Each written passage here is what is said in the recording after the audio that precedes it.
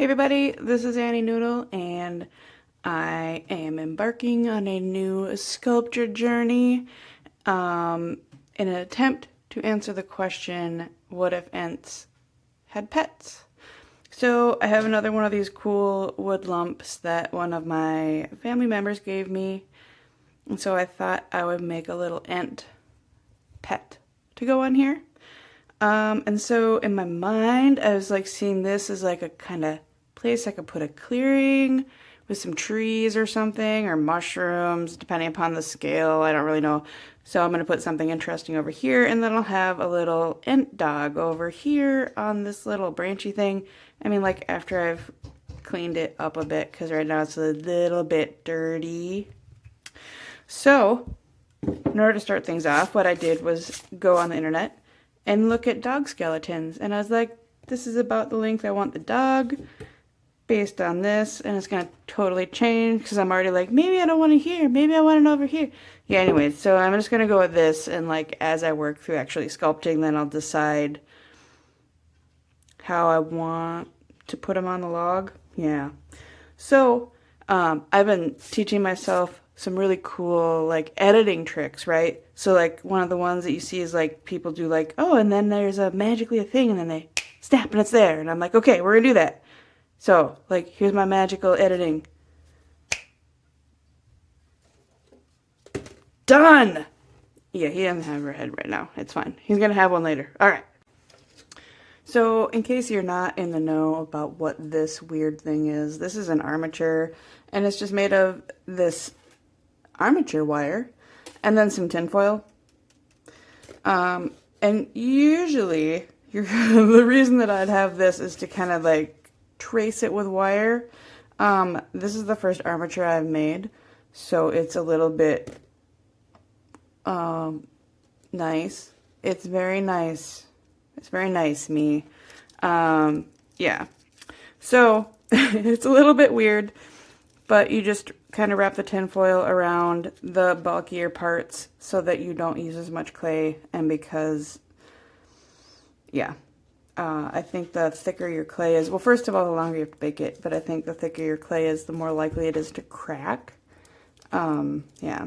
So, and when you're using tinfoil like this, you want to make sure that you've smushed it very well. I mean, that's what I've been told, to make sure that you get all the air bubbles out of it. So yeah, tinfoil, armature wire, weird little cape that I'm gonna have to do something with. All right. Well, hey everybody, it is VoiceOver Annie, and I am here to narrate your experience today. So all I am doing here is taking some Super Sculpey that I have put through my pasta roller that was originally given to me by my friends to make pasta with, which I think I used once for that. So it's already getting more use than it did as a pasta maker. So yeah, you just put it through your pasta maker and then you slap it onto your armature, and then it looks horrible for like hours and you kind of doubt yourself. Every single art process has an ugly phase, and sculpting is no different. So here I am rolling out a super chunky noodle that I can use for a leg. Basically, you just roll out that cylinder and you cut it down the center like that, and then you wrap that around the wire. And if you look, you can see that I've already put some oven bake clay adhesive on there. And that's just to help the clay stick to the wire because it doesn't really want to. And another way you can do that instead of using the clay adhesive is to just wrap a smaller wire around your bigger wire. It just needs you just need to give it texture. That's all. And here I'm using power tools to make the holes that I want the armature for the pupper to go into. Yes, I am very good with power tools, as you can see here. Those red dots are where I'm drilling. So I put the armature up there and kind of posed it around.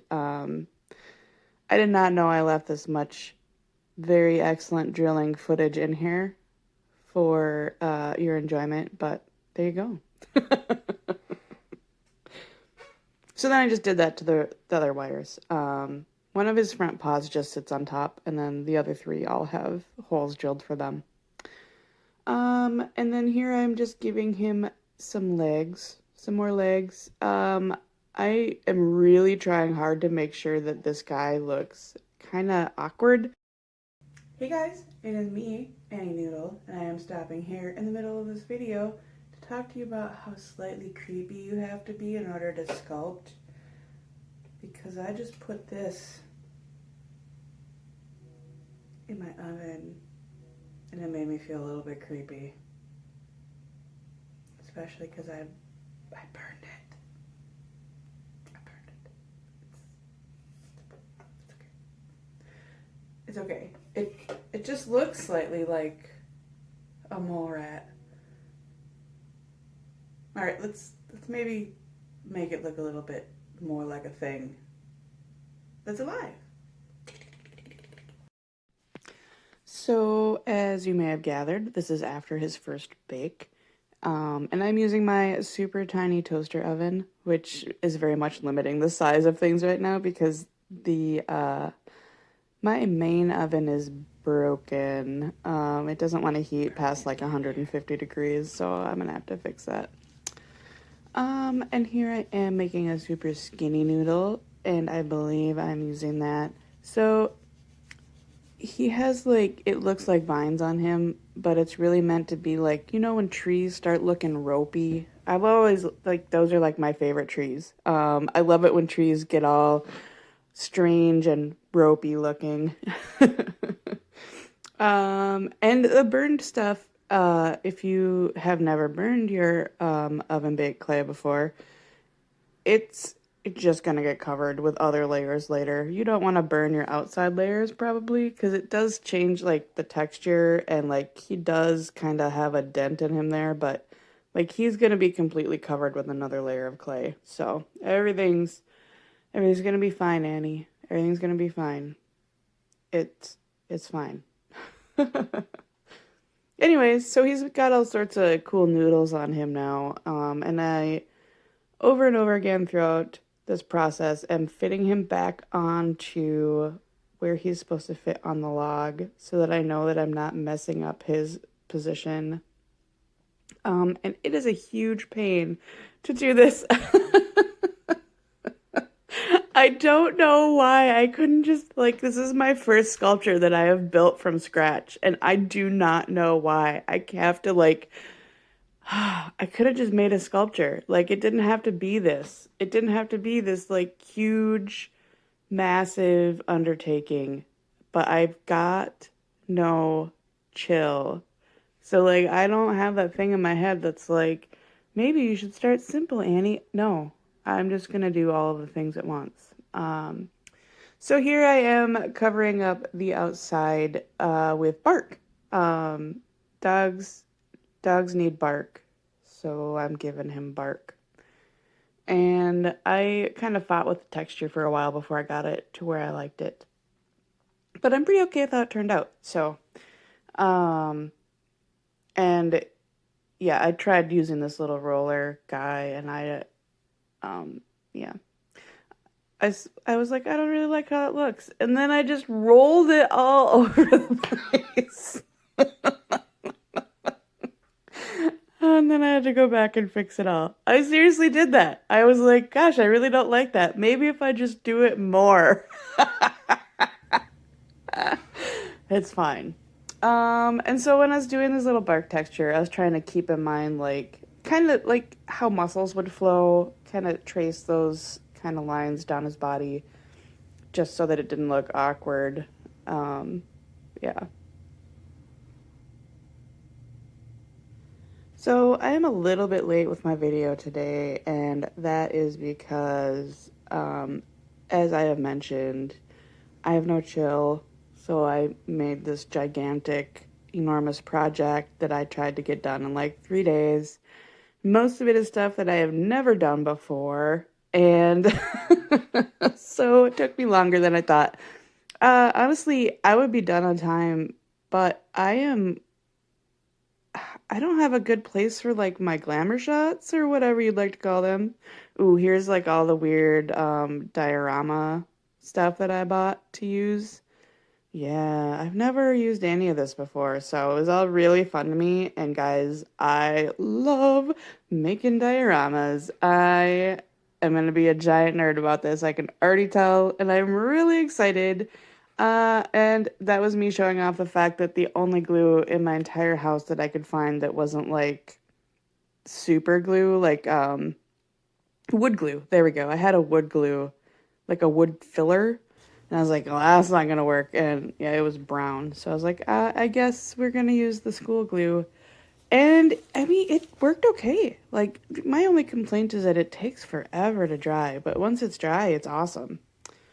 So I'm starting to work on the kind of little swampy area that I've decided I wanted. And I kind of, because I wanted to have a Middle Earth vibe, I was like, you know what Middle Earth always seems to have is like places that were abandoned by people thousands of years ago, and you can just kind of sort of tell if you look close enough. Like, this could just be like a little rocky pool that happens to have white um, stones in it, or it could have been a pool that was intentionally decorated by somebody a bajillion years ago, and then all of those people had to leave because of orcs. And then the forest took over that spot. Yeah, and so now I'm trying to learn how to deal with moss and putting moss on my thing, and it's a nightmare, and I have a lot to learn. Everything stuck to my hands, like, I there were just so many times that I had to stop and peel like an entire swamp off of my hands. Like, just, oh my goodness. Okay. It was really fun though. Oh, and I got this giant jar of flock that you just shake out of it. Like, oh my gosh. Oh my gosh. It was so fun. So fun. So I think the flock is made out of like a foam. It does not feel like a natural thing, but I think the moss that I got is actually moss. Like I said, this is all new to me, so it's very interesting. Um, this is Little Woofer has gotten another bake, and now I'm working on his other side, and I had to do that because if I tried to like give him texture all over his whole body at once, I just ended up with my thumbprints and everything. Ooh, so I'm so happy with how this turned out. Um, I had a bunch of these little tiny wood rounds that I got at a garage sale because everything is better when you get it at a garage sale. And I was like, do you know what? That would make a really awesome tree stump. So I just mixed up some epoxy sculpt, and because I can't fit this in my toaster oven, and I wouldn't want to anyways with the rocks because I think those little blue rocks are actually plastic. So anyways, I just stomped it on there with some epoxy sculpt and turned it into a tree stump. Oh, and by the way, so this is post baking again, and you can drill Sculpey, and it is a very strange experience. And so I drilled a hole to put his head on. Like I said, he does get to have a head. It looks very goofy for a very long time. I actually messed it up like so many times, and I did not leave all the footage in here because this is already going to be long enough. So, and I swear, I have a picture of a dog head. He looks like an alligator for so long. But now he's starting to look like a dog. Okay. But the first head I made was like 50% bigger than this one. And it like I put it on there and I was like, that could be okay. No, Annie. No, it is not. Like I mean, I want him to look kind of awkward, but not like so awkward that you can't take him seriously. You know, like when you look at Ents, you're like, wow, that's a very awkward thing. But also, I'm pretty sure it could just rip my house down without even trying. So, and I wanted him to look happy, so I gave him happy eyes. He also kind of looks a little bit like a donkey. It's fine. You know, if you want to call my Ent dog a donkey or whatever, I don't really care. Like, you know, I don't know if, no, donkeys definitely do stick their tongues out like that. Probably a lot because they're donkeys. Here's a brief shot of how creepy it looks to bake a head in your tiny oven, which is very messy. So here I am working on the tree stump, and this is just all epoxy sculpt because it hardens with the air, and I don't have to bake it because I've already been sticking weird plastic and foam things all over this, so I don't want to put it in my oven because even if the stuff didn't melt, it's probably not good to breathe that stuff. So, yeah. Back in the day, I used to be a smoker, like, oh my goodness, 12, 13 years ago now, long time ago.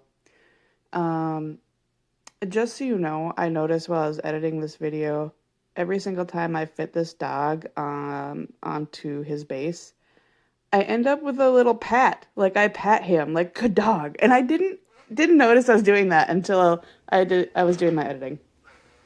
Anyway, so I used to smoke and now I'm extra sensitive about like maybe I want to increase my chances of not getting cancer, so I'm very careful about fumes that I have around me. So I decided to stick his head on with epoxy sculpt too, and that is just because it was easier and faster for me to do while I was trying to get everything done before before Wednesday morning.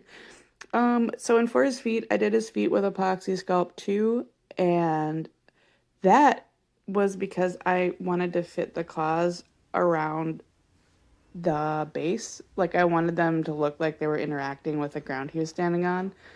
And I just don't have enough experience with regular Sculpey to know like how I can do that. Oh, that weird toe that I'm sticking on is actually kind of a cool thing. Like, so one of the things that you can do when you're running out of things to do with your epoxy sculpt and you realize you made too much is you just make a whole bunch of random like teeth and horns and little bits that you can stick onto your sculpture, like a different sculpture. You can just keep it forever. And so that little like hard toe that I looked like a little spear, I I put that on there just like, like, oh, I wonder what this is gonna look like. I love it. It looks so cool, and I kept it. And it looks kind of awkward, but it looks like awkward in a way that might work. So here I am adding little tiny bits of mosaic tile, and then I kind of try to weather them a little bit, and that's like piling moss on them, and then later I go in with some washes of dark paint and just to make them look like this might have been like a little veranda that somebody put there a bajillion years ago, and then abandoned. And then this is a little plastic toy I had of, it was actually a skeleton wearing what I think is Roman armor, but so I just cut off the top of its helmet and like part of its shield to like look like a statue that has been kind of slowly eaten by the swamp. And like I said, I don't know. I didn't worry too much about scale for this. I was like, that's fine. A dog could be huge or small, like whatever. Maybe the statue's the size of a cat. Maybe the statue's 20 feet tall and this ant dog is just really enormous. I don't know. So yeah, and then I just did more weathering, sticking more moss around there, trying to make it look like it's long abandoned.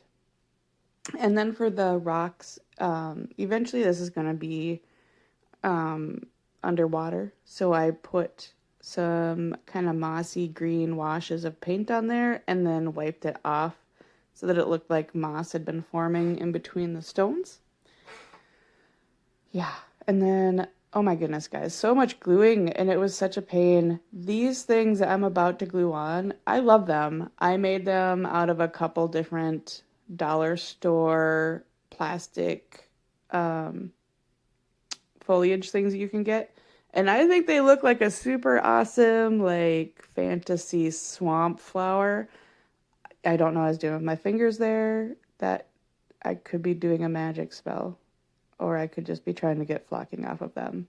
Or I could be trying to remember what I was doing. I really couldn't tell you. Anyways, so yeah, I love how those like fake flowers turned out. Yeah. Here's me seeing if I poke things in with a stick, if it's better. And here's me starting to do washes on the dog. I have primed him. I primed him with gesso.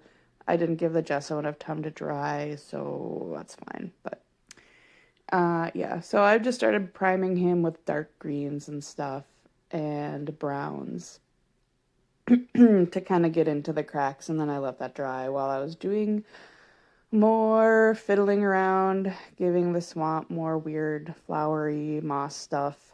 And then I decided he needed gold. So I painted him with gold. And I actually really like how it turned out. I'm sorry that the shots here are not the best, but I tried, guys. I'm getting slightly better. I think that they're better than they were in my last sculpting video. Ooh, and here is me coming in with some epoxy resin, some UV resin. And the nice thing about that is you just put it down and then you click this thing and then it sets. Like, it sets really fast, and yeah, it makes it, like, I love my cats, but I definitely need a door on my studio before I let anything epoxy sit overnight, because I just do not trust that they won't jump on it. I was worried about leaving this even, because of the paint, not because of the epoxy. The epoxy set.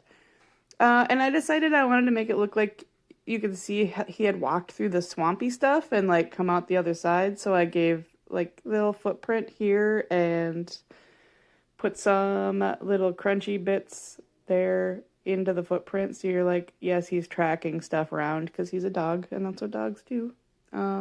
Just based on, you know, my life experience. They're very good at tracking stuff into the house when they come in from the swamp. And then here I am doing the same thing, but right underneath his foot. So his foot looks wet. And I come around to the front too of his foot and do like little drips. So it just looks, I don't know. I think it's just one of those like kind of narrative touches that I'm really glad I put in there. And then I'm just adding more layers of UV resin to the swamp and little bits of plant stuff.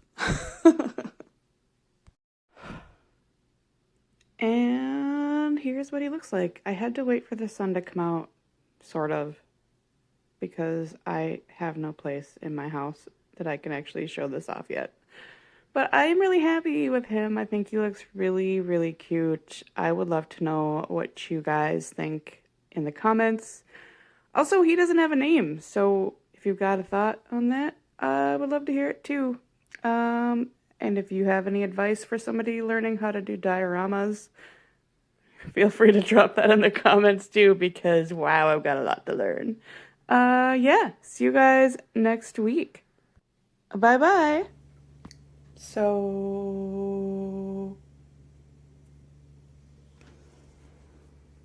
my desk.